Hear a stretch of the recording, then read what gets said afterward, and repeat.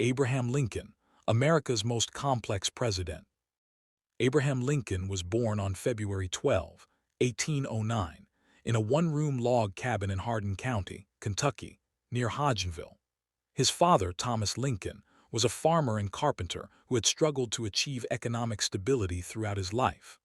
Thomas owned several farms in Kentucky, but lost much of his land due to faulty property titles, a common problem in a state where land surveys were often inaccurate and legal records poorly maintained.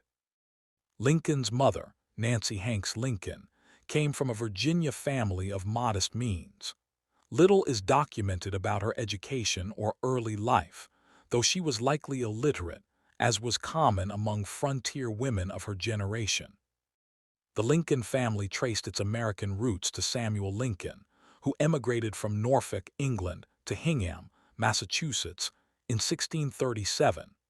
The family eventually migrated southward into Pennsylvania, New Jersey, and Virginia. Abraham Lincoln's grandfather, also named Abraham Lincoln, moved to Kentucky in 1782, part of the Great Westward Migration following the American Revolution.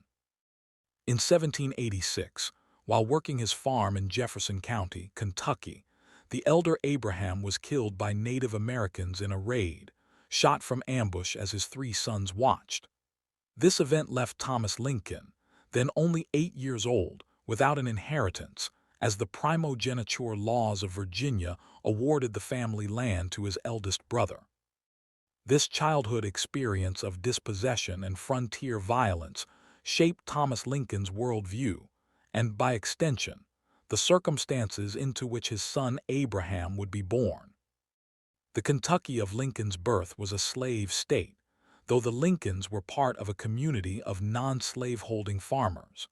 Thomas and Nancy belonged to the Little Mount Separate Baptist Church, a congregation that had broken away from the main Baptist church over the issue of slavery.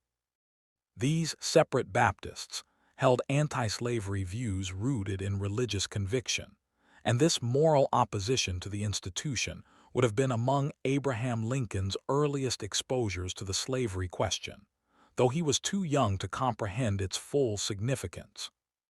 In 1811, when Abraham was 2 years old, the family moved to a farm on Knob Creek, also in Hardin County. This 230-acre farm offered better soil and water access. It was here that Lincoln's earliest verified memories were formed. He later recalled watching the creek swell with rain and once being swept away by the current, only to be pulled out by a friend. His older sister, Sarah, born in 1807, was his closest childhood companion. A younger brother, Thomas, was born in 1812 but died in infancy. Lincoln's formal education was minimal and sporadic. In Kentucky, he briefly attended so-called blab schools, where students recited lessons aloud. His teacher, Zachariah Riney, was a Catholic, which was unusual in that predominantly Protestant region. Later, he attended a school taught by Caleb Hazel. In total, Lincoln's Kentucky schooling amounted to only a few months. The family's poverty and the demands of farm labor meant that education was a luxury they could seldom afford. Sources used: Abraham Lincoln, A Life, Volume I, Michael Burlingame, Johns Hopkins University Press, Chapter 1, pp. 135. Lincoln, David Herbert Donald, Simon & Schuster, Chapter 1, pp. 1938. A. Lincoln, A Biography, Ronald C. White, Jr., Random House, Chapter 1, pp. 1729. In December 1816, when Abraham was 7 years old, Thomas Lincoln moved his family across the Ohio River into Indiana. The reasons for this move were multiple. The continuing land title disputes in Kentucky threatened Thomas's ownership claims. Additionally, Indiana was a free territory under the Northwest Ordinance, and for Thomas, whose church opposed slavery, this was morally significant. Economic opportunity also beckoned, as Indiana offered public land for sale at affordable prices with secure federal titles. The family settled in Spencer County, Indiana, in what is now the town of Lincoln City. The journey itself was arduous. They crossed the Ohio River at Thompson's Ferry and then traveled overland through dense, unbroken wilderness. The land Thomas claimed was heavily forested, and the family's first shelter was a half-faced camp, a three-sided structure open to the elements on one side, offering only rudimentary protection from the winter cold. Life on the Indiana frontier was harsh and isolated. Thomas and young Abraham set to work clearing the land, a backbreaking task that required felling massive trees, removing stumps, and preparing the soil for planting. Abraham, though still a child, was put to work with an axe. He later recalled, "Though very young, I was large of my age and had an axe put into my hands at once, and from that till within my 23rd year, I was almost constantly handling that most useful instrument." In October 1818, a devastating tragedy struck the family. Nancy Hanks Lincoln died of milk sickness, a disease caused by drinking milk from cows that had consumed white snakeroot, a poisonous plant common in the Indiana woods. The disease caused severe intestinal distress, trembling, and eventually death. Nancy's death left Thomas a widower with two young children in a rough and remote homestead. Abraham, 9 years old, helped his father construct a coffin from black cherry wood, and Nancy was buried on a hill near the cabin. The following year, in December 1819, Thomas returned to Kentucky and married Sarah Bush Johnston, a widow with 3 children of her own.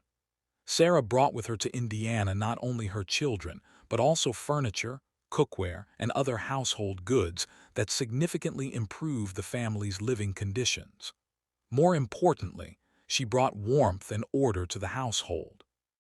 Sarah encouraged Abraham's love of reading and learning, later stating that she had never given him a cross word, and that his mind and mine seemed to run together.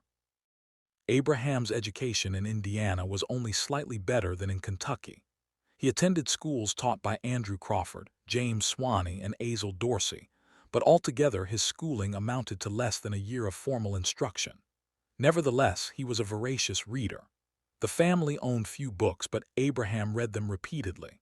The King James Bible, Aesop's Fables, The Pilgrim's Progress by John Bunyan, a biography of George Washington by Mason Locke Weems, and Robinson Crusoe. He borrowed books whenever possible and would walk miles to obtain a new volume. He read by firelight at night and carried books with him into the fields, reading during breaks from labor. Lincoln's physical development during these years was notable. By his late teens, he stood 6 feet 4 inches tall, an extraordinary height for the era, and was known for his physical strength. He could wield an axe with remarkable skill and was reportedly capable of lifting heavy weights that other men could not manage.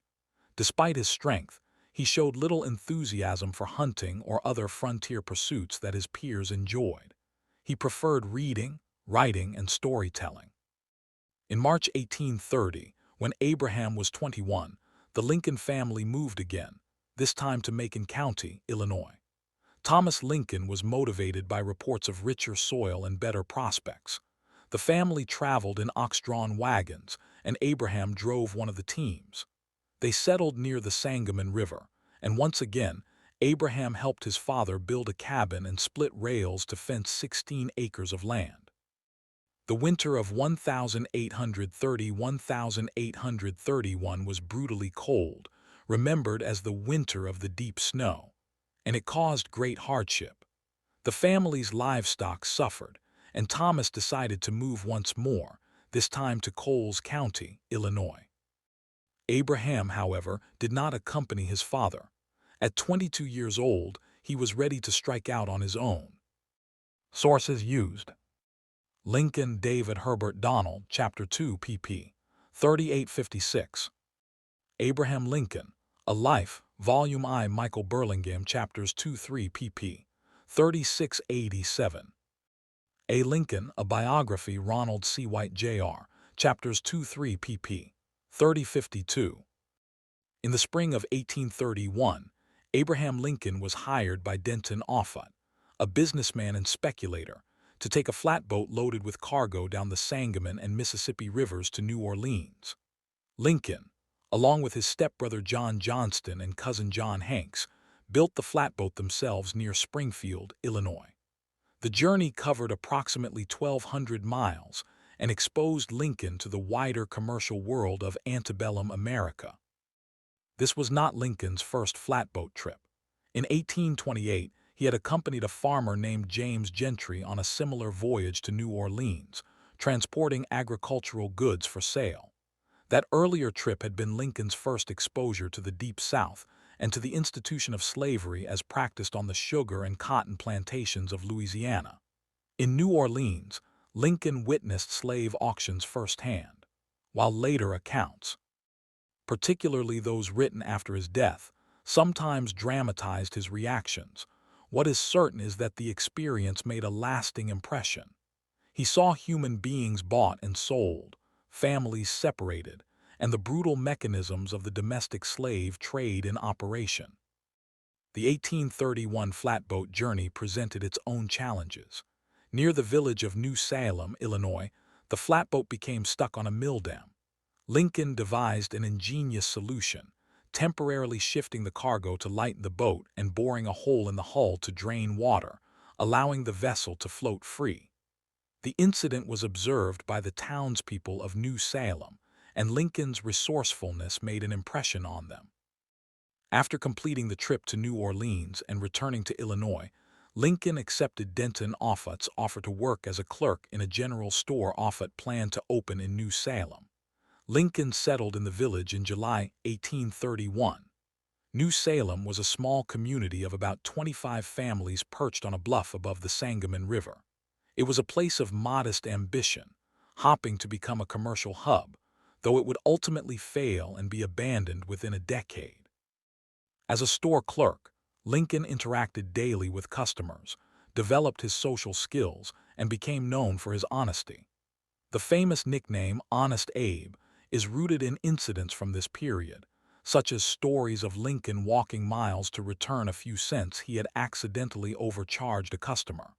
While some of these tales may be embellished, they reflected a genuine reputation for integrity that Lincoln cultivated. Lincoln joined the New Salem Debating Society, where he honed his skills in public speaking and argumentation. He was awkward in manner, with a high-pitched voice and a gangly frame, but his intelligence, humor, and storytelling ability won people over. He read widely, borrowing books on grammar, mathematics, and literature. He committed passages of Shakespeare and Robert Burns to memory. In 1832, the Black Hawk War erupted. Black Hawk, a Sauk leader, led a band of warriors and their families back across the Mississippi River into Illinois, seeking to reclaim tribal lands ceded in a disputed treaty. The Illinois governor called for militia volunteers, and Lincoln enlisted in April. He was elected captain of his volunteer company, an honor he later said gave him more satisfaction than any subsequent success. However, Lincoln saw no combat. His company marched through northern Illinois, endured harsh conditions, and suffered from lack of supplies, but never engaged the enemy. After his initial term of service expired, Lincoln re-enlisted as a private and served until mustering out in July. The experience was more notable for the camaraderie and leadership experience than for military action. Returning to New Salem, Lincoln decided to enter politics. In August 1832, he ran for the Illinois state legislature as a member of the Whig Party. The Whig Party, formed in opposition to President Andrew Jackson and the Democrats, supported government investment in infrastructure, banking, and economic development. Lincoln's platform included support for internal improvements, particularly navigation enhancements to the Sangamon River, which he believed would bring prosperity to the region. Despite his popularity in New Salem, Lincoln lost the election, finishing 8th out of 13 candidates. However, in his home precinct of New Salem, he received 277 of 300 votes cast, a testament to the personal relationships he had built. After the election, Lincoln and a partner, William Barry, purchased a general store in New Salem. The venture failed, leaving Lincoln burdened with debt he referred to as the national debt. It took him years to repay, but he did so, reinforcing his reputation for honesty.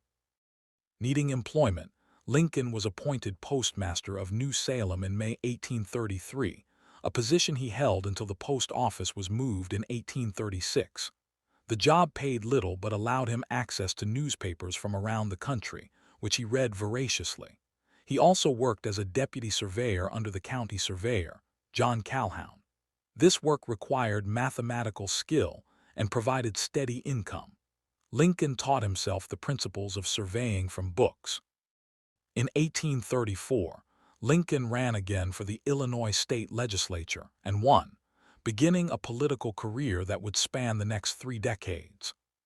Sources used: Lincoln David Herbert Donald, Chapters 3-4 pp. 5685. Abraham Lincoln, A Life, Volume I Michael Burlingame, Chapters 4-5 pp. 88-138. A. Lincoln, A Biography, Ronald C. White, Jr., Chapters 4-5 pp.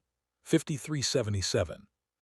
Abraham Lincoln served 4 successive terms in the Illinois House of Representatives from 1834 to 1841. During his tenure, he emerged as a leader of the Whig Party in Illinois and developed skills in legislative maneuvering, coalition building, and public debate. In his first term, Lincoln was a junior member and largely followed the lead of more senior Whigs. He supported the establishment of the State Bank of Illinois and championed internal improvements, including roads, canals, and railroads. These positions aligned with Whig economic philosophy, which held that government should actively promote commerce and development. Lincoln's support for internal improvements culminated in the ambitious Illinois Internal Improvement Act of 1837, which authorized massive state expenditures on infrastructure projects. Lincoln voted for the bill and lobbied vigorously for its passage. The plan was grandiose, envisioning a statewide network of railroads and canals that would transform Illinois into an economic powerhouse. However, the Panic of 1837, a severe economic depression, halted construction and left the state deeply in debt. The political fallout damaged the Whig Party in Illinois, and Lincoln himself faced criticism for his role in the debacle. Nevertheless, he defended the principle of government-sponsored development throughout his career. In 1837, Lincoln and fellow legislator Dan Stone entered a protest in the House Journal regarding resolutions the legislature had passed condemning abolitionist societies. The resolutions affirmed that slavery was protected by the Constitution and criticized those who sought its immediate abolition. Lincoln and Stone's protests stated that while they believed slavery was founded on both injustice and bad policy, they also believed that the promulgation of abolition doctrines tends rather to increase than to abate its evils. This carefully worded statement revealed Lincoln's moral opposition to slavery, but also his pragmatic caution about abolitionist agitation. It was one of his earliest public statements on slavery and foreshadowed the nuanced positions he would take throughout his career. During his time in the legislature, Lincoln also played a key role in moving the state capital from Vandalia to Springfield. Working with a coalition of legislators from Sangamon County, known as the Long Nine, because of their above-average height, Lincoln helped secure the votes needed to relocate the capital. The move took effect in 1839 and brought significant economic and political benefits to Springfield. While serving in the legislature, Lincoln pursued the study of law. He had begun reading law books in New Salem, borrowing volumes from John Todd Stewart, an attorney and fellow legislator who encouraged him.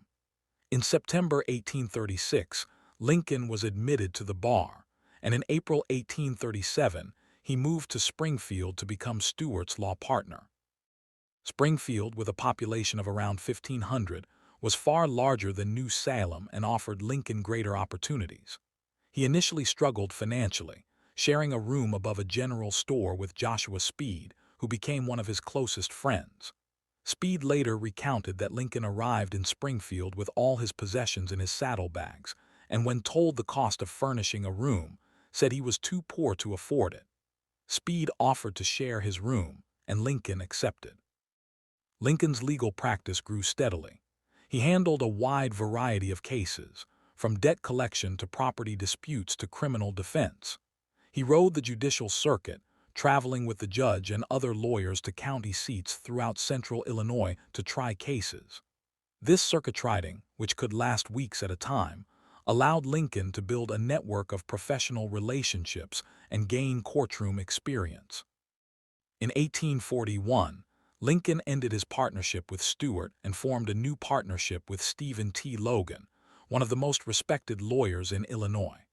Logan was a meticulous attorney who taught Lincoln the importance of thorough case preparation and precise legal argumentation. The partnership lasted until 1844, when Lincoln opened his own practice and took on William Herndon, a younger lawyer, as his junior partner. The Lincoln and Herndon partnership would continue until Lincoln's death. Sources used: Lincoln David Herbert Donald, Chapters 4-5 pp. 85-118. Abraham Lincoln, A Life, Volume I Michael Burlingame, Chapters 6-8 pp. 139-238. A. Lincoln, A Biography Ronald C. White Jr., Chapters 5-6 pp. 78-109. On November 4, 1842, Abraham Lincoln married Mary Ann Todd in Springfield. Mary Todd came from a prominent Kentucky family.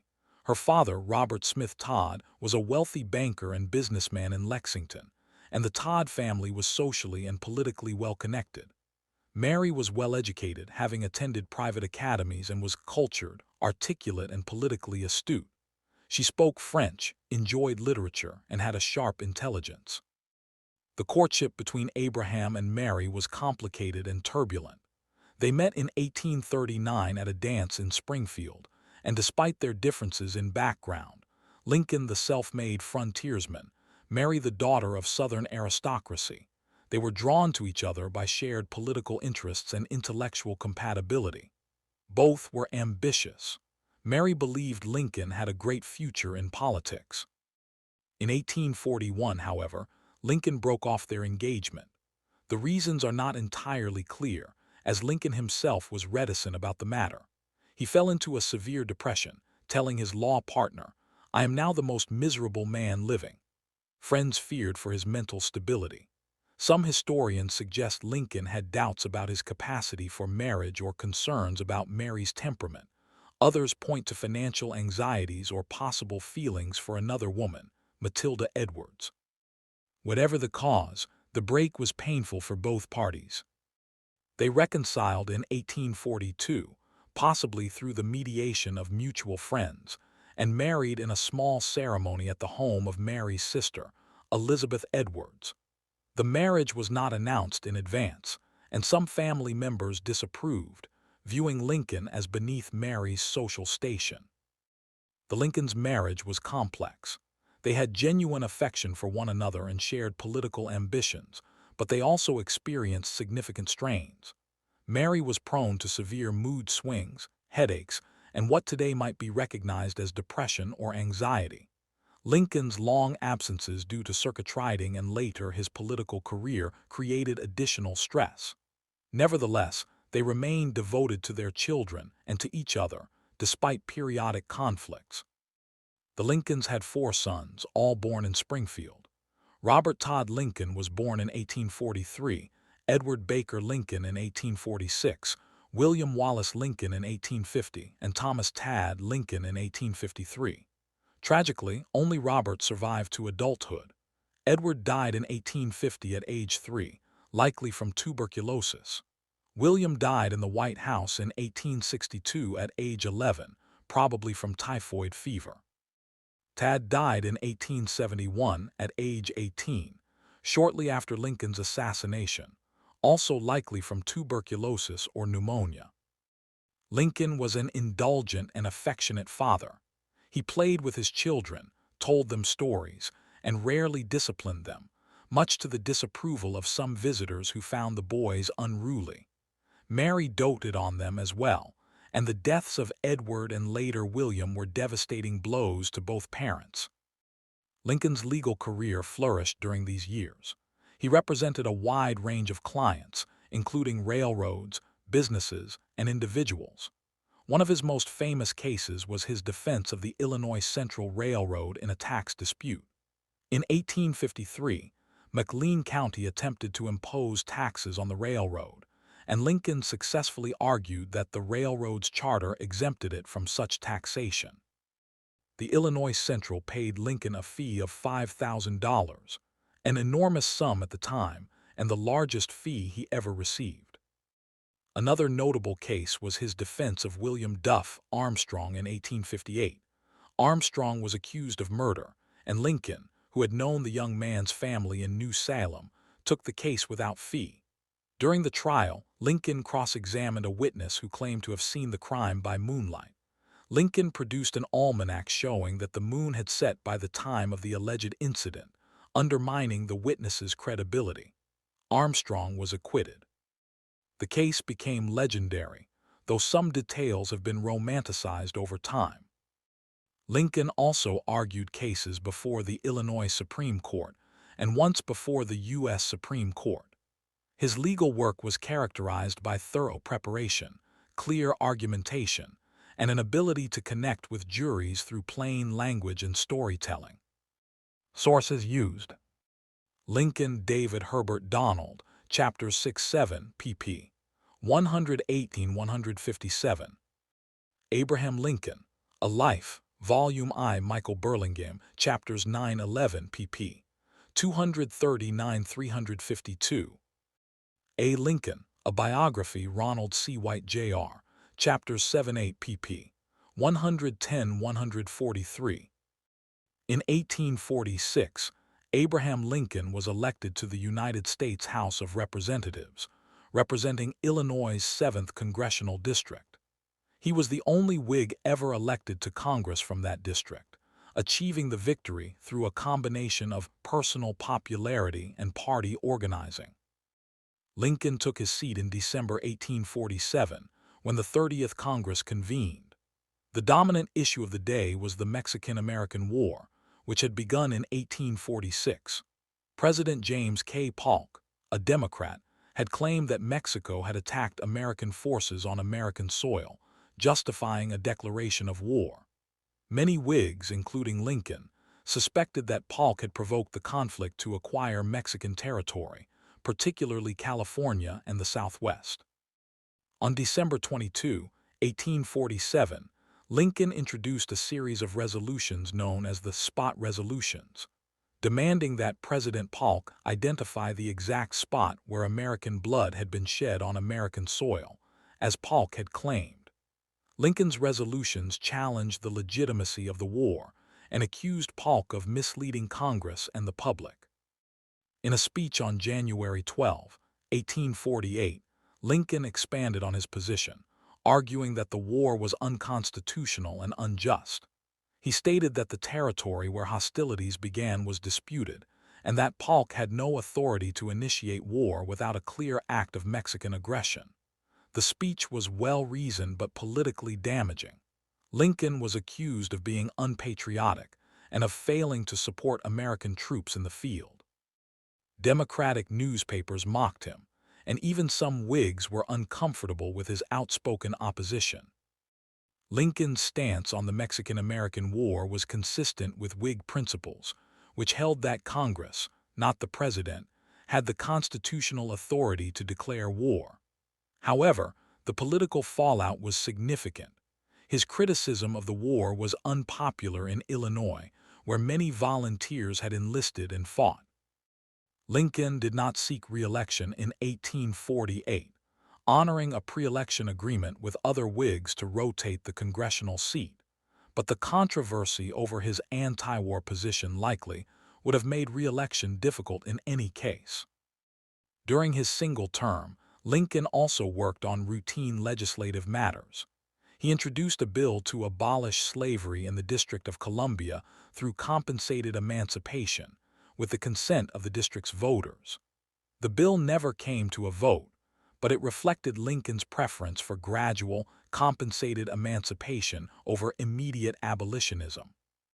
Lincoln campaigned for Whig presidential candidate Zachary Taylor in 1848, traveling through New England and delivering speeches on Taylor's behalf. Taylor won the election, and Lincoln hoped for a political appointment in the new administration. He sought the position of Commissioner of the General Land Office but was passed over. He was eventually offered the governorship of the Oregon Territory, a distant and unappealing post, which he declined.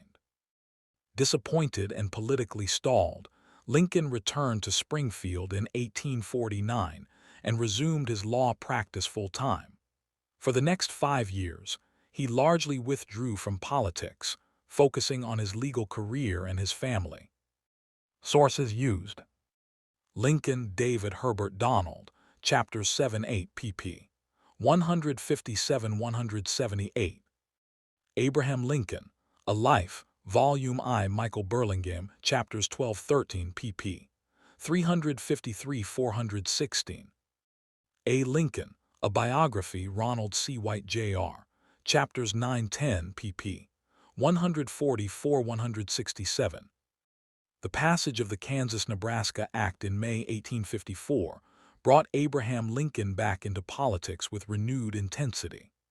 The act, sponsored by Senator Stephen A. Douglas of Illinois, repealed the Missouri Compromise of 1820 and allowed settlers in the Kansas and Nebraska territories to decide for themselves whether to permit slavery, a principle Douglas called popular sovereignty.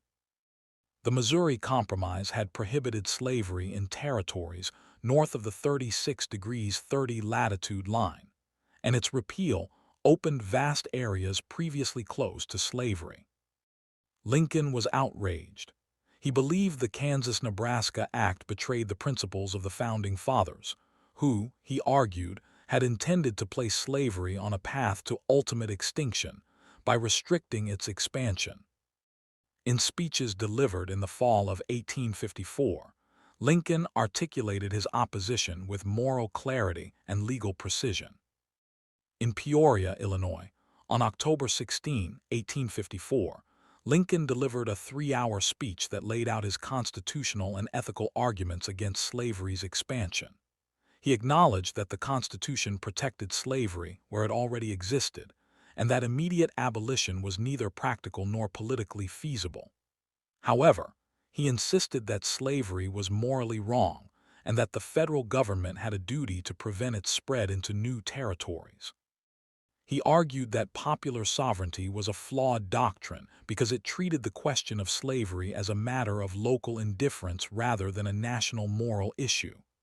"This declared indifference," Lincoln said, "but as I must think, covert real zeal for the spread of slavery, I cannot but hate."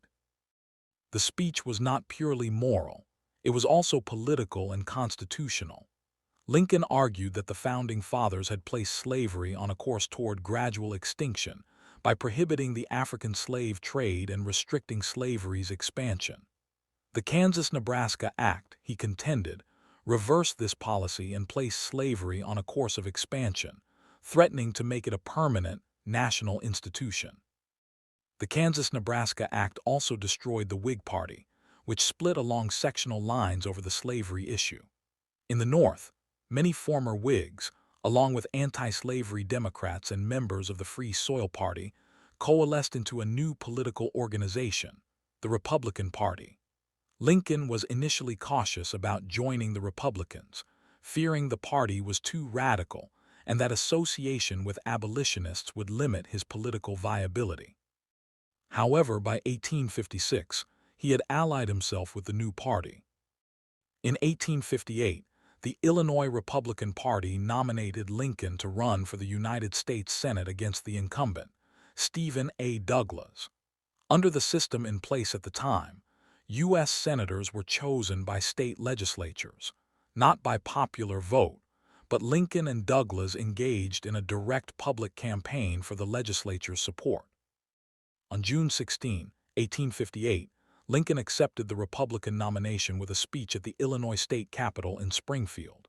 In this speech, he famously declared, "A house divided against itself cannot stand. I believe this government cannot endure, permanently half slave and half free." The phrase was drawn from the Bible, specifically the Gospel of Mark, and it crystallized Lincoln's belief that the Union could not continue indefinitely with slavery in some states and freedom in others. He did not predict immediate disunion, but he argued that the nation would eventually become all one thing or all the other. The House divided speech alarmed some Republicans, who feared it was too radical and would alienate moderate voters. Indeed, Douglas seized on it, claiming that Lincoln was an abolitionist who sought to impose racial equality and incite sectional conflict. From August to October 1858, Lincoln and Douglas engaged in 7 public debates across Illinois. These debates, held in Ottawa, Freeport, Jonesboro, Charleston, Galesburg, Quincy, and Alton, attracted thousands of spectators and were extensively covered by newspapers. The debates focused primarily on slavery, its expansion, and the nature of the Union. Douglas defended popular sovereignty and accused Lincoln of advocating for racial equality. At the Charleston debate, Douglas declared, "I do not question Mr. Lincoln's conscientious belief that the Negro was made his equal, and hence is his brother, but for my own part, I do not regard the Negro as my equal, and positively deny that he is my brother or any kin to me whatever." Lincoln, in response, carefully navigated the political realities of racial prejudice in Illinois while maintaining his moral opposition to slavery. At Charleston, he stated, "I am not, nor ever have been, in favor of bringing about in any way the social and political equality of the white and black races." He acknowledged differences between the races and accepted the prevailing social hierarchy. However, he insisted that black people were entitled to the natural rights outlined in the Declaration of Independence, life, liberty, and the pursuit of happiness. He said, "In the right to eat the bread without the leave of anybody else, which his own hand earns, he is my equal and the equal of Judge Douglas, and the equal of every living man." At Freeport, Lincoln posed a question to Douglas that exposed the contradictions in his position. Lincoln asked whether settlers in a territory could lawfully exclude slavery before the territory achieved statehood, despite the Supreme Court's doctored Scott decision, which held that Congress could not prohibit slavery in the territories. Douglas replied that settlers could effectively exclude slavery by refusing to pass local laws protecting it, a position that became known as the Freeport Doctrine. This answer satisfied Illinois voters but angered Southern Democrats, contributing to the fracture of the Democratic Party. The debates showcased Lincoln's skills as a debater and his ability to articulate complex constitutional and moral arguments in accessible language. However, Douglas won the election. The Illinois legislature, still controlled by Democrats due to apportionment that favored Democratic districts, re-elected Douglas to the Senate. Despite the loss, the debates elevated Lincoln's national profile. His arguments were widely reprinted in newspapers, and he gained a reputation as a leading voice of the Republican Party on the slavery question. Sources used: Lincoln David Herbert Donald, Chapters 9-10, pp. 178-229. The Fiery Trial, Abraham Lincoln and American Slavery, Eric Foner, W. W. Norton and Company, Chapters 2-3, pp. 53-129. Abraham Lincoln, Redeemer President, Allen C. Gelzo, W.M. B. Eerdmans Publishing, Chapters 6-7, pp. 125-182. A. Lincoln, A Biography, Ronald C. White, Jr., Chapters 11-13, pp. 168-233. In the aftermath of the 1858 Senate campaign, Abraham Lincoln continued to speak out on the issues of slavery and national unity. In 1859, he traveled to Ohio, Indiana, Wisconsin, Iowa, and Kansas, delivering speeches on behalf of Republican candidates and building support for the party. His rhetoric became sharper, and he increasingly framed the conflict over slavery as a moral struggle. By early 1860, Lincoln emerged as a potential candidate for the Republican presidential nomination. He was not the frontrunner. That distinction belonged to Senator William H. Seward of New York, a prominent and experienced politician with a strong anti-slavery record. Other candidates included Senator Salmon P. Chase of Ohio, a committed abolitionist, and Edward Bates of Missouri, a conservative former Whig. Lincoln's strategy was to position himself as a moderate who could appeal to voters in the crucial swing states of the Midwest, particularly Illinois, Indiana, and Pennsylvania. He was less radical than Seward or Chase, making him more palatable to moderate Republicans and former Whigs. His frontier origins and log cabin upbringing gave him a compelling personal narrative. In February 1860, Lincoln delivered a speech at Cooper Union in New York City that significantly boosted his national reputation. Speaking to an audience of prominent Republicans and intellectuals, Lincoln meticulously argued that the Founding Fathers had supported federal authority to restrict slavery in the territories. He examined the votes and statements of the men who framed and ratified the Constitution, demonstrating that a majority had endorsed federal power to prohibit slavery's expansion. He concluded with a powerful appeal: "Let us have faith that right makes might, and in that faith let us, to the end, dare to do our duty as we understand it." The Cooper Union speech was a triumph. It showcased Lincoln's command of historical detail, constitutional argument, and rhetorical eloquence. Eastern Republicans, previously skeptical of the Western lawyer, were impressed. The Republican National Convention convened in Chicago in May 1860. Lincoln's campaign team, led by his friend and political manager David Davis, worked skillfully behind the scenes. They secured the support of key state delegations, made strategic promises of cabinet positions, and emphasized Lincoln's electability. On the third ballot, Lincoln won the nomination. The 1860 presidential election was a four-way contest. The Democratic Party split along sectional lines. Northern Democrats nominated Stephen A. Douglas, who campaigned on popular sovereignty. Southern Democrats nominated Vice President John C. Breckinridge of Kentucky, who supported federal protection of slavery in the territories. A fourth candidate, John Bell of Tennessee, represented the Constitutional Union Party, which sought to avoid the slavery issue altogether and preserve the Union. Lincoln's Republican platform opposed the extension of slavery into the territories, but affirmed that states had the right to maintain slavery where it already existed. The platform also supported a transcontinental railroad, a protective tariff, and a Homestead Act granting free land to settlers. These positions appealed to Northern farmers, workers, and businessmen.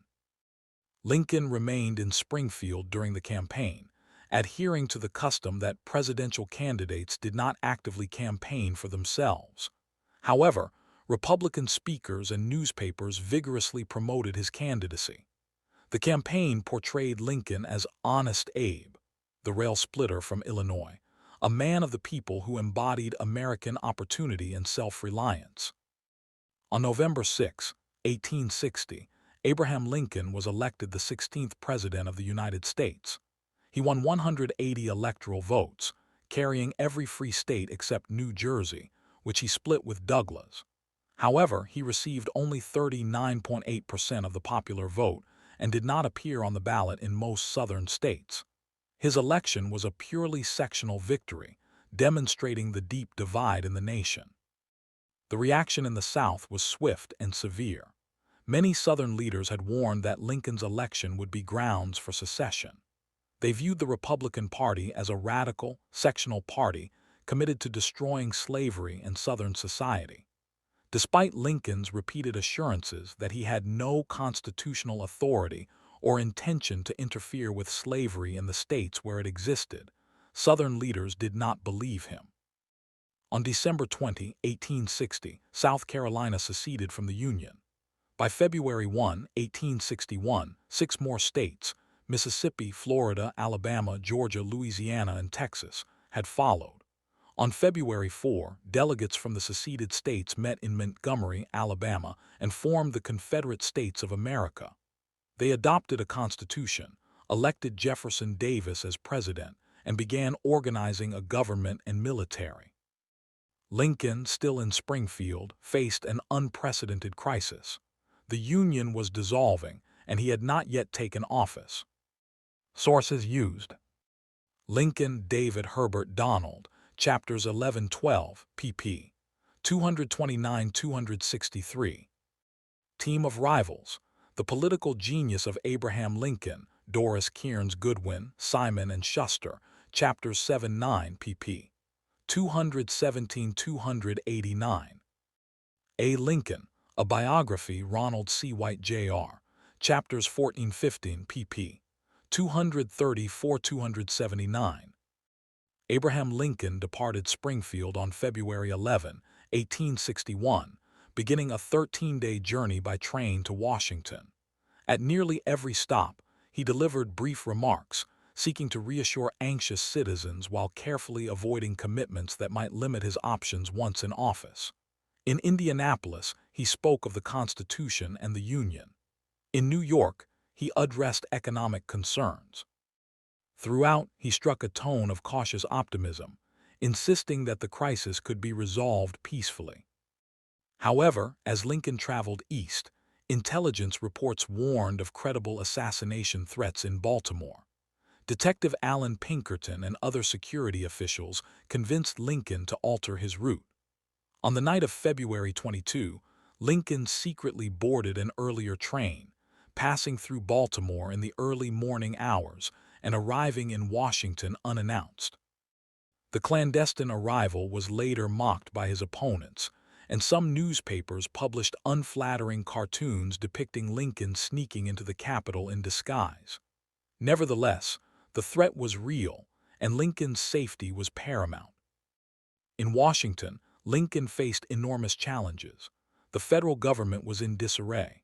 President James Buchanan, still in office until March 4, had done little to counter secession, believing the federal government lacked authority to coerce states. Several members of Buchanan's cabinet had resigned to join the Confederacy. Federal forts, arsenals, and customs houses in the South had been seized by Confederate forces. The Union was fragmenting, and Lincoln had to decide how to respond. Lincoln assembled a cabinet that reflected the fractured Republican coalition. He appointed William H. Seward, his chief rival for the nomination, as Secretary of State. Salmon P. Chase became Secretary of the Treasury, and Edward Bates was named Attorney General. Lincoln also selected former Democrats, including Simon Cameron as Secretary of War and Gideon Welles as Secretary of the Navy. The cabinet included men of strong opinions and large egos, and Lincoln's ability to manage them would be crucial. Historian Doris Kearns Goodwin later termed this assemblage a team of rivals, highlighting Lincoln's political skill in uniting former opponents. On March 4, 1861, Abraham Lincoln was inaugurated as President of the United States. In his inaugural address, delivered on the steps of the unfinished Capitol building, Lincoln sought to calm Southern fears while firmly asserting the permanence of the Union. He stated that he had no intention of interfering with slavery where it existed, and that he had no legal authority to do so. He quoted from his previous speeches to prove his consistency on this point. However, Lincoln made clear that secession was illegal. He declared, "No state upon its own mere motion can lawfully get out of the Union." He argued that the Union was older than the Constitution, formed by the Articles of Association in 1774, and perpetual. Acts of secession, therefore, were legally void. Lincoln concluded with a plea for patience and peace. "In your hands, my dissatisfied fellow countrymen, and not in mine, is the momentous issue of civil war. The government will not assail you. You can have no conflict without being yourselves the aggressors." He ended with one of the most poignant passages in American political rhetoric. "I am loath to close. We are not enemies but friends. We must not be enemies. Though passion may have strained, it must not break our bonds of affection.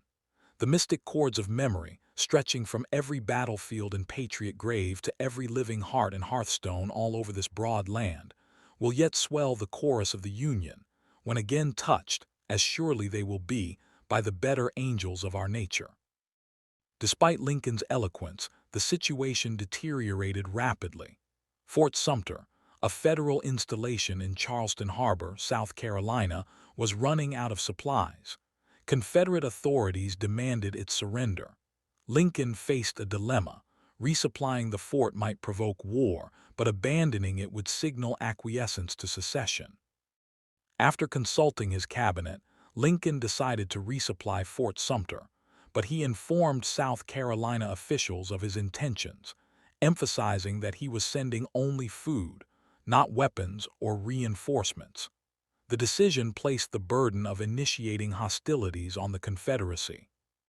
On April 12, 1861, Confederate forces under General P.G.T. Beauregard opened fire on Fort Sumter. The bombardment lasted 34 hours. The small Union garrison, commanded by Major Robert Anderson, returned fire but was hopelessly outgunned. On April 13, Anderson surrendered. No one was killed during the battle, though 2 Union soldiers died in an accidental explosion during the evacuation ceremony. The fall of Fort Sumter galvanized the North. On April 15, Lincoln issued a proclamation calling for 75,000 state militia volunteers to suppress the rebellion. The call to arms forced the border states to choose sides. Virginia, Arkansas, Tennessee, and North Carolina seceded and joined the Confederacy. Delaware, Maryland, Kentucky, and Missouri remained in the Union, though they were bitterly divided. The American Civil War had begun. Sources used: Lincoln, David Herbert Donald, chapters 13-14 pp. 263-307. Team of Rivals, Doris Kearns Goodwin, chapters 10-12 pp. 290-374. Tried by War, Abraham Lincoln as Commander-in-Chief, James M. McPherson, Penguin Press, chapters 1-2 pp. 140. A. Lincoln, A Biography, Ronald C. White, Jr., chapters 16-17 pp. 280-331. Abraham Lincoln faced the immense challenge of leading a nation at war. He had no military experience beyond his brief and uneventful service in the Black Hawk War, yet he quickly demonstrated a capacity for strategic thinking, an ability to learn, and a willingness to make difficult decisions. In the early months of the war, Lincoln called for an additional 42,000 volunteers and expanded the size of the regular Army and Navy, actions that exceeded his constitutional authority. He justified these measures as necessary emergency actions to preserve the Union. When Congress convened in special session on July 4, 1861, he asked for retroactive approval, which was granted. Lincoln also took controversial steps to suppress dissent and secure the loyalty of the border states. He suspended the writ of habeas corpus along the railroad line between Philadelphia and Washington, allowing military authorities to arrest and detain suspected Confederate sympathizers without trial. Chief Justice Roger B. Taney, in the case Ex parte Merriman, ruled that only Congress had the authority to suspend habeas corpus. Lincoln ignored the ruling, arguing that the Constitution allowed suspension, when in cases of rebellion or invasion the public safety may require it, without specifying which branch of government held that power. Lincoln's position was that the President, as Commander-in-Chief during wartime, had the authority. The suspension of habeas corpus and the arrest of civilians by military authorities were deeply controversial. Thousands were detained during the war, including newspaper editors, state legislators, and ordinary citizens accused of disloyalty. Critics accused Lincoln of tyranny. Supporters argued that extraordinary measures were necessary to prevent the Confederacy from gaining strength in the border states. The Union's first major military engagement ended in disaster. On July 21, 1861, Union forces under General Irvin McDowell attacked Confederate troops near Manassas, Virginia, in what became known as the First Battle of Bull Run. The Union Army, composed largely of inexperienced volunteers, was routed. Soldiers fled in panic back to Washington, along with civilian spectators who had come to watch the battle. The defeat shocked the North and made clear that the war would not be short or easy. Lincoln replaced McDowell with General George B. McClellan, a talented organizer who set about training and disciplining the Army of the Potomac. McClellan was meticulous and cautious, perhaps excessively so. Throughout late 1861 and into 1862, he drilled his troops but resisted Lincoln's urging to advance on Richmond. McClellan consistently overestimated Confederate strength, believing he faced overwhelming numbers when in fact his army was larger. Frustrated by McClellan's inaction, Lincoln issued President's General War Order No. 1 on January 27, 1862, commanding that all Union armies advance by February 22. McClellan did not comply. Instead, he proposed a grand flanking movement, transporting his army by sea to the Virginia Peninsula and advancing on Richmond from the southeast. Lincoln reluctantly approved. The Peninsula Campaign began in March 1862 but proceeded slowly. McClellan was repeatedly stalled by Confederate defenses and hesitated to commit his forces. In late June, Confederate General Robert E. Lee, newly appointed commander of the Army of Northern Virginia, launched a series of attacks known as the 7 Days Battles. Though tactically inconclusive, the battles forced McClellan to retreat and abandon the campaign. Lincoln, exasperated, began to lose confidence in McClellan. In the Western theater, Union forces achieved greater success. General Ulysses S. Grant captured Fort Henry and Fort Donelson in Tennessee in February 1862, opening Union control of the Tennessee and Cumberland rivers. In April, Grant's army fought a brutal battle at Shiloh, Tennessee, suffering enormous casualties but ultimately holding the field. The victory, though costly, demonstrated the Union's determination and Grant's tenacity. Lincoln recognized Grant's value. When critics demanded Grant's removal after Shiloh, citing rumors of his drinking, Lincoln reportedly replied, "I can't spare this man, he fights." In the fall of 1862, Robert E. Lee invaded Maryland, hoping a victory on Union soil would encourage European recognition of the Confederacy and demoralize the Northern public. On September 17, 1862, Union and Confederate forces clashed at Antietam Creek near Sharpsburg, Maryland. The Battle of Antietam was the bloodiest single day in American history, with nearly 23,000 casualties. McClellan's army stopped Lee's advance, and Lee retreated to Virginia. However, McClellan failed to pursue and destroy Lee's weakened army. Lincoln, deeply frustrated, removed McClellan from command in November. Despite its tactical limitations, Antietam gave Lincoln the opportunity he had been waiting for. A Union victory significant enough to justify a bold political move regarding slavery. Sources used: Tried by War, James M. McPherson, Chapters 37 pp. 41-137.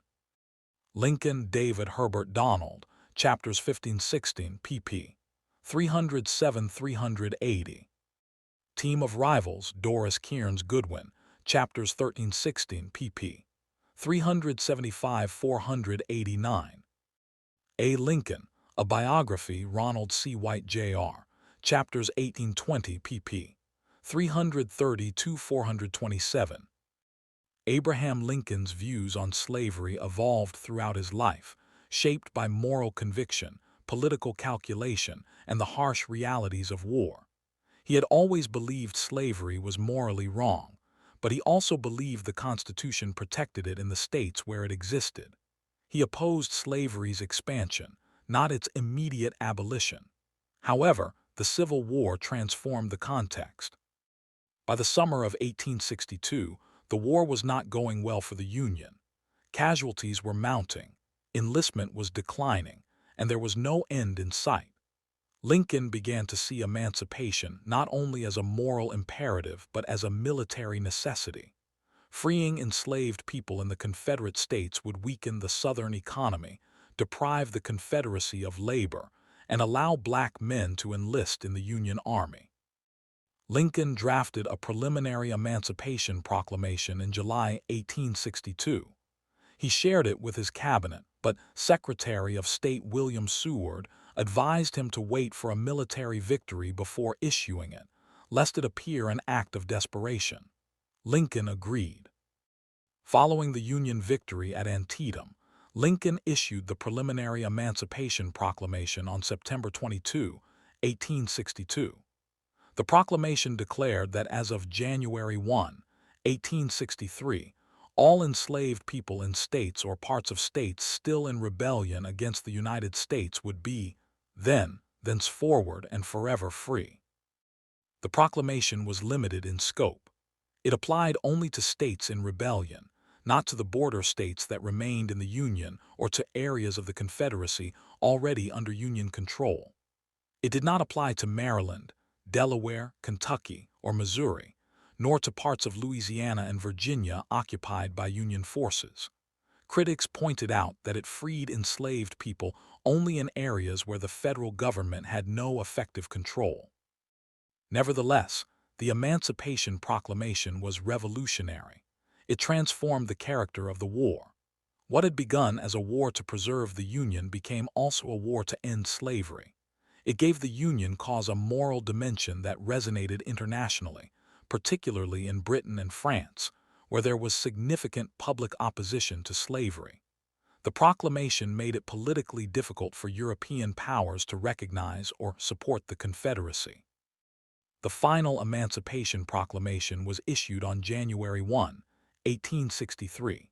It reiterated the terms of the preliminary proclamation and authorized the recruitment of black soldiers into the Union Army.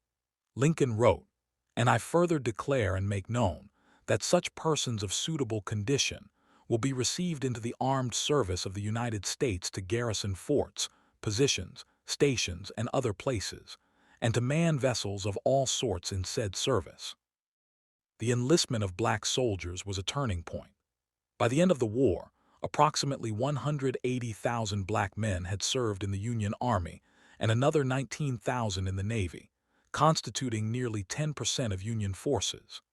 Black soldiers fought in numerous battles, including the assault on Fort Wagner in South Carolina, where the 54th Massachusetts Infantry Regiment earned fame for its bravery despite suffering heavy losses.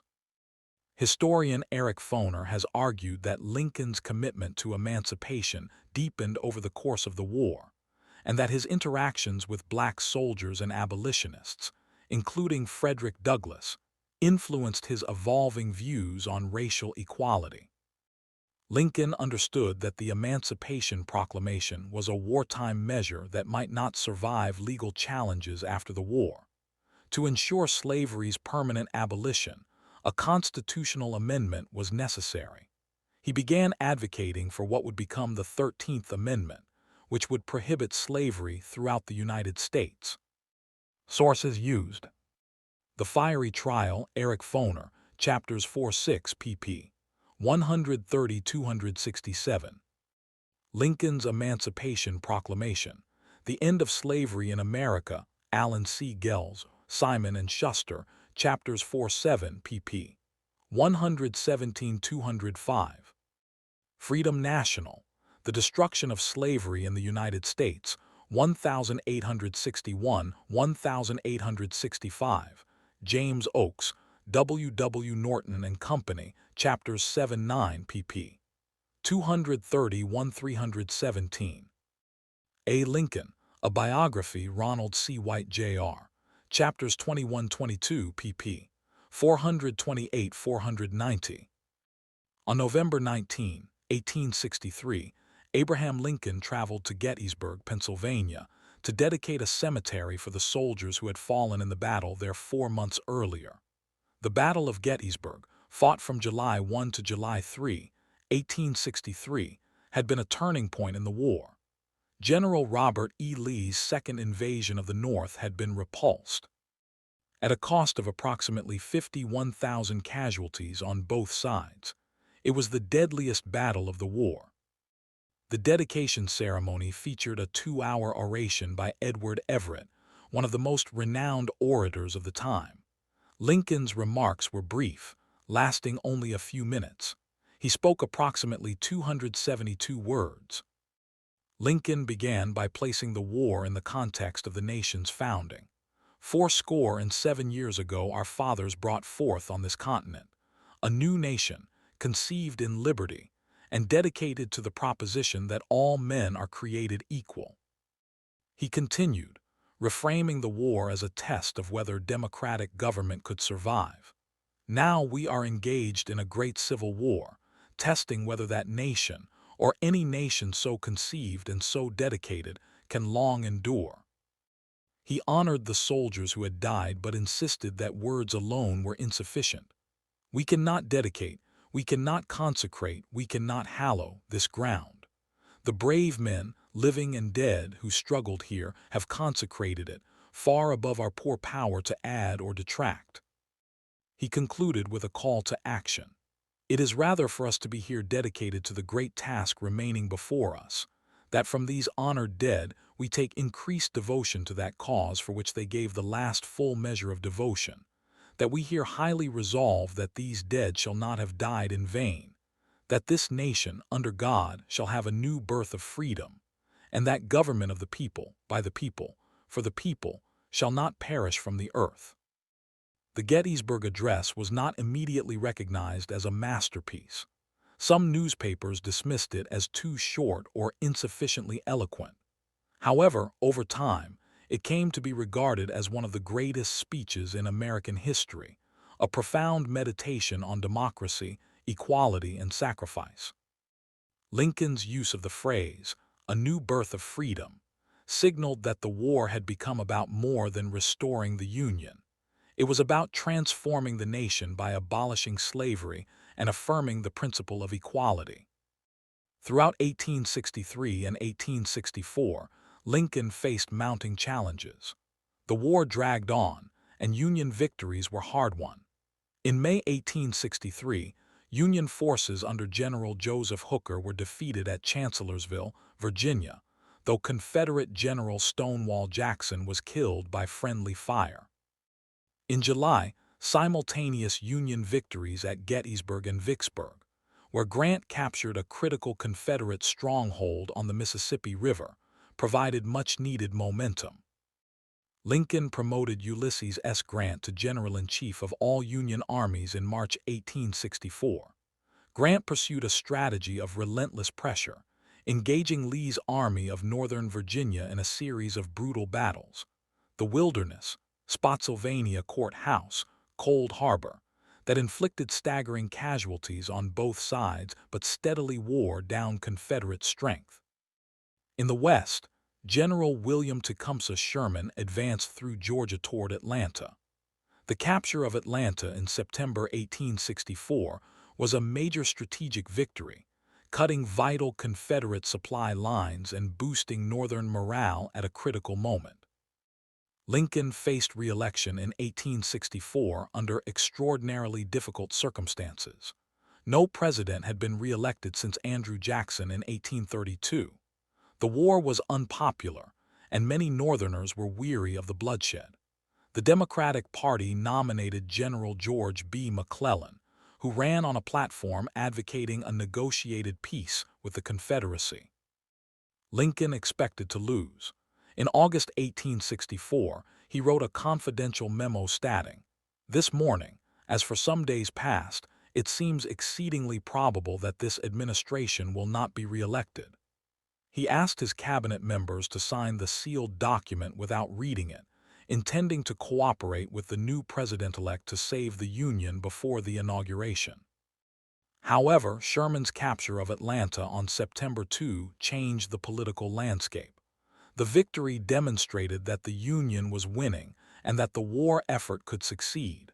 Public opinion shifted. On November 8, 1864, Lincoln was re-elected with 55% of the popular vote and 212 of 233 electoral votes. McClellan won only 3 states, Kentucky, Delaware, and New Jersey. Soldiers in the field, voting for the first time in many states, overwhelmingly supported Lincoln. The election was a referendum on the war and on emancipation, and Lincoln's victory was a mandate to continue both. In his second inaugural address, delivered on March 4, 1865, Lincoln reflected on the war with remarkable philosophical and theological depth. He avoided triumphalism and instead offered a meditation on suffering, justice, and reconciliation. He acknowledged that both North and South had prayed to the same God and read the same Bible, yet the war had come. He stated, "Both read the same Bible and pray to the same God, and each invokes his aid against the other." He suggested that the war was divine punishment for the sin of slavery. If we shall suppose that American slavery is one of those offenses which, in the providence of God, must needs come, but which, having continued through his appointed time, he now wills to remove, and that he gives to both North and South, this terrible war, as the woe due to those by whom the offense came, shall we discern therein any departure from those divine attributes which the believers in a living God always ascribe to him? He concluded with a vision of healing. "With malice toward none, with charity for all, with firmness in the right as God gives us to see the right, let us strive on to finish the work we are in, to bind up the nation's wounds, to care for him who shall have borne the battle and for his widow and his orphan, to do all which may achieve and cherish a just and a lasting peace among ourselves and with all nations." Sources used: Lincoln David Herbert Donald, Chapters 1720 pp. 380–514. Tried by War James M. McPherson, Chapters 1115 pp. 205–283. A. Lincoln, A Biography Ronald C. White Jr., Chapters 23–26 pp. 491–635. Lincoln and the Power of the Press, Harold Halzer, Simon and Schuster, Chapters 22–25 pp. 487–571. In early 1865, the Confederate war effort was collapsing. General William T. Sherman's army marched through the Carolinas after completing his devastating march to the sea through Georgia. General Philip Sheridan's cavalry ravaged the Shenandoah Valley, destroying the Confederacy's breadbasket. General Ulysses S. Grant maintained relentless pressure on Robert E. Lee's Army of Northern Virginia, besieging Petersburg and Richmond.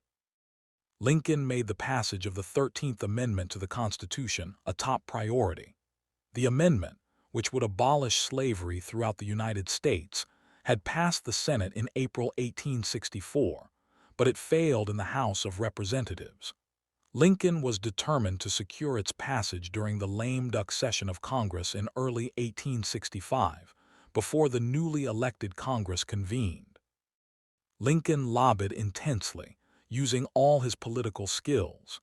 He met personally with wavering Democratic congressmen, promising patronage jobs and other considerations in exchange for votes. His administration applied pressure discreetly, and Republican leaders worked to secure the necessary two-thirds majority. On January 31, 1865, the House of Representatives passed the 13th Amendment by a vote of 119 to 56, just 2 votes more than required. The chamber erupted in celebration. Lincoln called the vote a great moral victory and signed the resolution, though his signature was constitutionally unnecessary. The amendment was sent to the states for ratification. By December 1865, following Lincoln's death, it was ratified and became part of the Constitution, permanently abolishing slavery in the United States. On April 2, 1865, Confederate forces abandoned Petersburg and Richmond. The Confederate government fled and Richmond fell to Union troops. Lincoln visited the fallen Confederate capital on April 4, walking through the streets with his son Tad and a small military escort. Formerly enslaved people surrounded him, some kneeling in gratitude. Lincoln, visibly moved but uncomfortable with such displays, reportedly said, "Don't kneel to me. That is not right. You must kneel to God only, and thank Him for the liberty you will enjoy hereafter." On April 9, 1865, General Robert E. Lee surrendered the Army of Northern Virginia to Ulysses S. Grant at Appomattox Court House, Virginia. Grant offered generous terms, Confederate soldiers would be paroled and allowed to return home. Officers could keep their sidearms, and soldiers who owned horses could keep them for spring planting. The surrender effectively ended the Civil War, though some Confederate forces remained in the field for several more weeks. News of Lee's surrender ignited jubilation across the North. In Washington, crowds gathered at the White House to celebrate. Lincoln appeared at a window and, after brief remarks, asked the band to play Dixie, saying it was now a Union tune. Lincoln turned his attention to the monumental challenge of Reconstruction: how to restore the Southern states to the Union and integrate millions of formerly enslaved people into American society as free citizens. His views on Reconstruction evolved during the war. In December 1863, he had issued a proclamation of amnesty and Reconstruction, offering pardons to most Confederates who took an oath of loyalty and accepted emancipation. The plan allowed a state to form a new government once 10% of its 1860 voters took the oath. This lenient approach was intended to encourage defection and hasten the war's end, but it was criticized by radical Republicans in Congress, who wanted harsher terms and stronger protections for black civil rights. By April 1865, Lincoln's thinking had progressed. On April 11, in his last public address, he spoke about Reconstruction and mentioned, for the first time publicly, the possibility of limited black suffrage. He suggested that the vote should be extended to very intelligent black men and to those who had served in the Union military. It was a cautious statement, but it signaled a shift. In the audience that night was a young actor named John Wilkes Booth, who, upon hearing Lincoln's words, reportedly turned to a companion and said, "That means nigger citizenship. Now, by God, I'll put him through. That is the last speech he will ever make." Sources used: Lincoln David Herbert Donald, chapters 21-22, pp. 514-580. Tried by War James M. McPherson, chapters 16-17, pp. 284-310. The Fiery Trial Eric Foner, chapters 7-8, pp. 268-337. A. Lincoln, A Biography Ronald C. White, Jr., chapters 27-28, pp. 636-676. On the evening of April 14, 1865, Good Friday, Abraham and Mary Lincoln attended a performance of the comedy Our American Cousin at Ford's Theater in Washington. The Lincolns were accompanied by Major Henry Rathbone and his fiancée, Clara Harris. General Grant and his wife had been invited but declined. John Wilkes Booth, a 26-year-old actor and Confederate sympathizer, had spent weeks plotting to kidnap Lincoln and deliver him to the Confederacy. With Lee's surrender, Booth's plan changed. He now intended to assassinate Lincoln, Vice President Andrew Johnson, and Secretary of State William Seward in a coordinated attack, hoping to decapitate the Union government and revive the Confederate cause. Booth knew Ford's Theater well. He had performed there and had free access. During the third act of the play, around 10:15 p.m., Booth entered the unguarded presidential box. Lincoln sat in a rocking chair, watching the play. Booth shot him in the back of the head with a single-shot Derringer pistol. The bullet entered behind Lincoln's left ear, passed through his brain, and lodged behind his right eye. Major Rathbone lunged at Booth, who slashed him with a knife before leaping from the box to the stage, breaking his leg in the fall. He shouted, "Sic semper tyrannis," thus always to tyrants, the Virginia state motto, and fled through the rear of the theater. Chaos erupted. Physicians in the audience rushed to Lincoln's side. He was unconscious and breathing laboriously. They determined he could not be moved to the White House and carried him across the street to a boarding house owned by William Peterson. He was placed diagonally on a bed too short for his tall frame. Mary Lincoln was hysterical with grief. Throughout the night, cabinet members, military officials, and friends gathered in the small house. Doctors monitored Lincoln's vital signs, but there was nothing they could do. The bullet had caused massive brain damage. Abraham Lincoln died at 7:22 a.m. on April 15, 1865. Secretary of War Edwin M. Stanton, standing at the bedside, reportedly said, "Now he belongs to the ages." John Wilkes Booth fled into Maryland with accomplice David Herold. On April 26, federal troops cornered them in a barn near Port Royal, Virginia. Herold surrendered, but Booth refused. The barn was set on fire and Booth was shot, either by a soldier or by his own hand. He died a few hours later. Booth's co-conspirators were hunted down. Lewis Powell had attacked Secretary Seward in his home, severely wounding him but failing to kill him.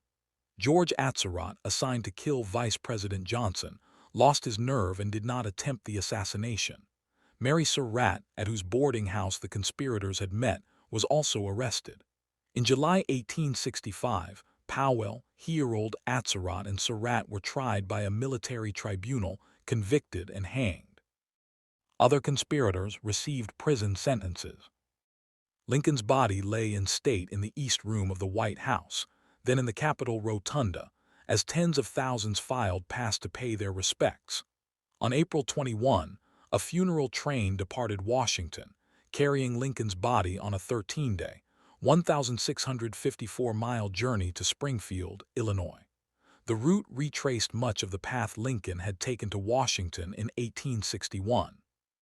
The train stopped in major cities: Baltimore, Philadelphia, New York, Albany, Cleveland, Indianapolis, Chicago, and at each stop, enormous crowds gathered. An estimated 7 million people viewed Lincoln's casket or watched the funeral train pass. In Springfield, Lincoln was buried in Oak Ridge Cemetery on May 4, 1865. His tomb became a national shrine, visited by millions over the decades. Sources used: Lincoln, David Herbert Donald, Chapter 23, pp. 580-599. Manhunt: The 12-Day Chase for Lincoln's Killer, James L. Swanson, William Morrow, Chapters 115, pp. 1340. Pagination varies by edition. A. Lincoln, A Biography, Ronald C. White, Jr., Chapter 29, pp. 677-710.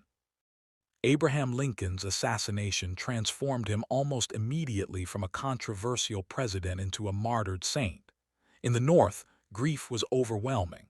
Cities draped themselves in black. Churches held memorial services. Poets, including Walt Whitman, composed elegies. The nation mourned not only the man but the hope he represented. Lincoln's legacy is complex and has been interpreted and reinterpreted across generations. In the immediate aftermath of the Civil War, he was lionized as the savior of the Union and the great emancipator. Frederick Douglass, speaking at the unveiling of the Freedmen's Memorial in 1876, offered a more nuanced view. Abraham Lincoln was not, in the fullest sense of the word, either our man or our model. In his interests, in his associations, in his habits of thought, and in his prejudices, he was a white man. He was preeminently the white man's president, entirely devoted to the welfare of white men. Yet Douglass also acknowledged Lincoln's greatness. Viewed from the genuine abolition ground, Mr. Lincoln seemed tardy, cold, dull, and indifferent. But measuring him by the sentiment of his country, a sentiment he was bound as a statesman to consult, he was swift, zealous, radical, and determined. Historians have debated Lincoln's motives and achievements for more than a century and a half. Some emphasize his moral conviction against slavery and credit him with ending the institution. Others note that emancipation was driven as much by military necessity and the actions of enslaved people themselves, who fled to Union lines and forced the issue, as by Lincoln's decisions. Historian Eric Foner has argued that Lincoln's views evolved significantly and that he grew more committed to racial justice over time, though he never fully embraced racial equality as understood today. Lincoln's constitutional legacy is also debated. His suspension of habeas corpus, his use of military tribunals to try civilians, and his expansion of executive power set precedents that remain controversial. Supporters argue these actions were necessary to preserve the Union. Critics contend they violated fundamental constitutional principles. Lincoln's vision for Reconstruction was never fully realized. Andrew Johnson, who succeeded him, lacked Lincoln's political skill and his moral commitment to black civil rights. Johnson clashed with Congress, was impeached, and narrowly avoided removal. Reconstruction ultimately failed to secure lasting equality for black Americans, and the nation descended into a century of Jim Crow segregation and racial violence. Yet Lincoln's words endure. The Gettysburg Address and the Second Inaugural Address remain touchstones of American political thought. His insistence on the Union's perpetuity and on government of the people, by the people, for the people, shaped American national identity. His belief that the Declaration of Independence's assertion that all men are created equal was not merely aspirational but a foundational truth has inspired movements for justice and equality ever since. Lincoln's image has been invoked by politicians across the political spectrum, from civil rights leaders to conservatives.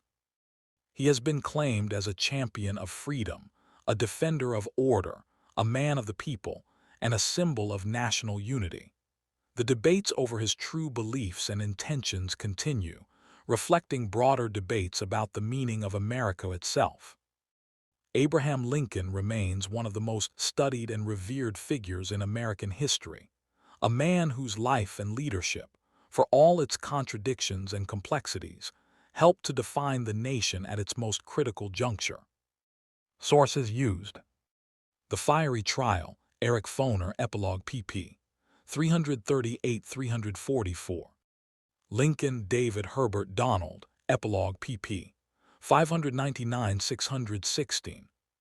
Abraham Lincoln, Redeemer President, Allen C. Gels, Epilogue pp. 455-469. Team of Rivals, Doris Kearns Goodwin, Epilogue pp. 746-754.